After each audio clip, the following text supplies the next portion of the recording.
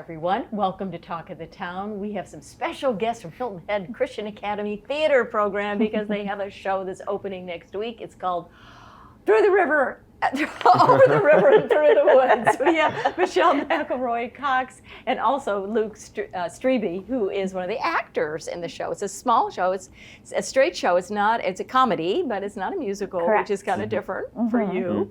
You've been at the school for 18 some years. I've been at the school, I think, for 16 or 17 years now. And directing the theater program for about 11 or 12 years. Yeah. Wow, great. And so this sounds like a fun show. Yeah, why did you pick it? It is. It's different than what we have been doing recently. Not being a musical, I felt like we could showcase some other skills, some other students. And that small, intimate cast is so much fun to work with, and everyone really bonds. And yeah, it's a lot of fun. So, Luke, you were Willy Wonka. I was last year. Last year. So how do you like being in the smaller cast and with a straight play? It's really different. It's a really different experience because you just have to learn how to kind of play off each other, especially in a comedy. A lot of the dialogue is written in a way that it's kind of rapid fire, you know, people just talking back and forth. So you kind of have to make sure that your cast meshes well. So that's kind of different, but it's really fun because you get to know your cast really well and you really start to bond, and it's just so much fun. So when did you all start rehearsing?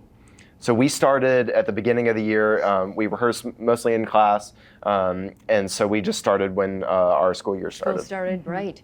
And it's going to be next week, which actually is the 29th. So it opens on Wednesday, and then the Thursday, skipping Halloween, and then the Saturday night, November 1st, at the Performing Arts Center there. Yes, on our campus at Hilton Head Christian Academy. At Hilton Head Christian Academy. So, Michelle, you love working with students, obviously, and they learn so much from your abilities. What would you say, life lessons? I mean, theater, yes, but any life lessons you learn by being involved with the theater, and particularly with Michelle as a director? I think with any theater, but just like especially at our school, I think it's so important that we learn just how everything comes together, or how we as a cast can come together to put something on, and just keeping our goals in mind and just working really hard so that we can put on a great show for the community, but also just glorify God. Right. And so what is your purpose in directing these shows all these years, Michelle? So I love helping the kids just discover their talents. And, the more different types of shows we do, it can allow for that.